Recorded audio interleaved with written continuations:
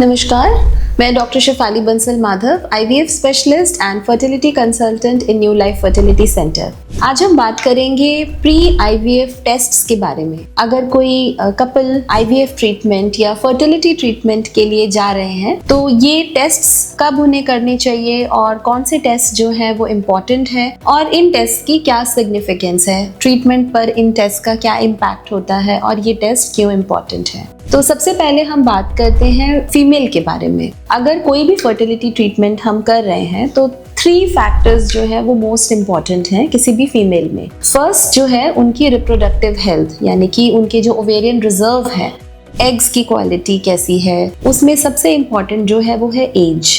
अब हम जानते हैं कि जो फीमेल्स हैं उनकी जो बेस्ट फर्टिलिटी ईयर्स होते हैं वो 20 to 30 ईयर्स के बीच में होते हैं। आफ्टर 30 जो फर्टिलिटी होती है वो धीरे धीरे करके डिक्लाइन करती है, नेचुरली डिक्लाइन करती है, and after the age of 35 जो नंबर ऑफ एग्स और क्वालिटी ऑफ एग्स हैं वो कम होने लगते हैं। तो इनको टेस्ट करने के लिए हम ब्लड टेस्ट कर सकते हैं, जिसमें मोस्ट इंपॉर्टेंट टेस्ट जो है AMH टेस्ट है, and we can also do a transvaginal ultrasound, जिससे हम ओवरीज की कंडीशन देख सकते हैं, उनके अंदर कितने एग्स हैं, कितने फॉलिकल्स जो हैं वो डेवलप हो पाएंगे जब हम ट्रीटमेंट में जाएंगे, प्लस उनकी यूट्राइन हेल्थ, जो यूट्रस है जो उसकी लाइनिंग डेवलप करती है कि नहीं, यूट्रस में कोई फाइब्रॉइड या फिर कोई ट्यूमर्स या फिर कोई इन्फेक्शंस के साइन तो नहीं है।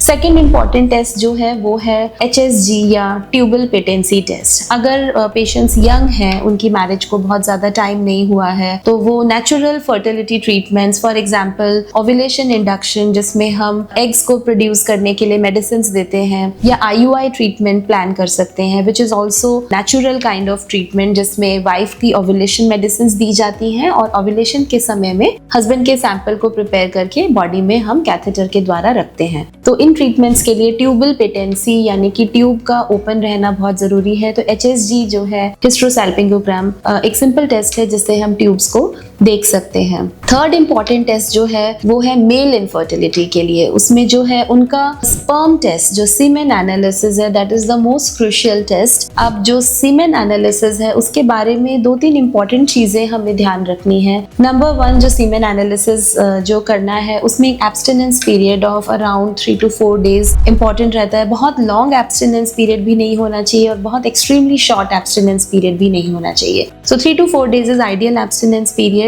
और जो एक अच्छी लैब से, एक स्टैंडर्ड लैब से सीमेन एनालिसिस करना बहुत इंपॉर्टेंट है, बिकॉज स्पर्म के अंदर जो है sperm volume, count of the sperm as well as motility and morphology, ये सभी फैक्टर्स को हमें देखना जरूरी है, बिकॉज इन पे हमारा ट्रीटमेंट मैटर करता है। अगर स्पर्म्स हेल्दी है और गुड मोटिलिटी है, मॉर्फोलॉजी अगर अच्छी है, तो ऐसे पेशेंट्स में हम नेचुरल ट्रीटमेंट्स के लिए जा सकते हैं। लेकिन बहुत बार हमने देखा है कि जो सिवियर ओलिगोस्पर्मिया यानी कि बहुत लो स्पर्म काउंट या बहुत लो स्पर्म मोटिलिटी या मॉर्फोलॉजी जो है वो बहुत पुअर होती है, तो ऐसे पेशेंट्स में जो है हम कुछ ट्रीटमेंट्स देते हैं और उसमें जो है उनको इम्प्रूव करने के लिए हम ट्राई करते हैं, और उसके बाद भी अगर वो इम्प्रूव नहीं होते हैं तो IVF या ICSI ट्रीटमेंट इनके लिए बेटर होता है। Apart from these test, general physical health is also equally important। जो फीमेल है वो प्रेगनेंसी कैरी करने के लिए whether she is fit or not, उसके लिए जो रूटीन इन्वेस्टिगेशंस है, फॉर एग्जांपल हीमोग्लोबिन, उनकी thyroid status, prolactin, blood sugar, blood pressure, so these are the things that we do for all the females irrespective of the as.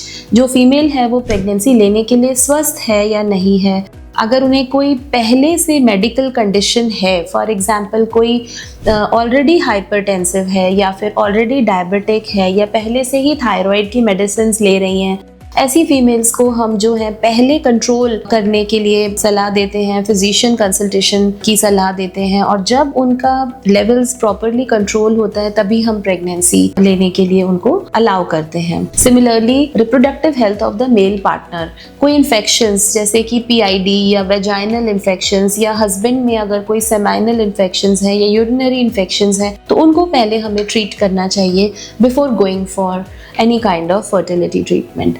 तो जो fertility treatments हैं उससे पहले ये इन्वेस्टिगेशंस करना इसलिए इम्पॉर्टेंट है कि इनको हम करेक्ट करके जब हम फर्टिलिटी ट्रीटमेंट में एंटर करते हैं, चाहे वो IUI ट्रीटमेंट हो या IVF एडवांस ट्रीटमेंट हो, तो हमारे सक्सेस रेट्स भी बेटर होते हैं और हमारी faster and better pregnancy results आते हैं। Thank you.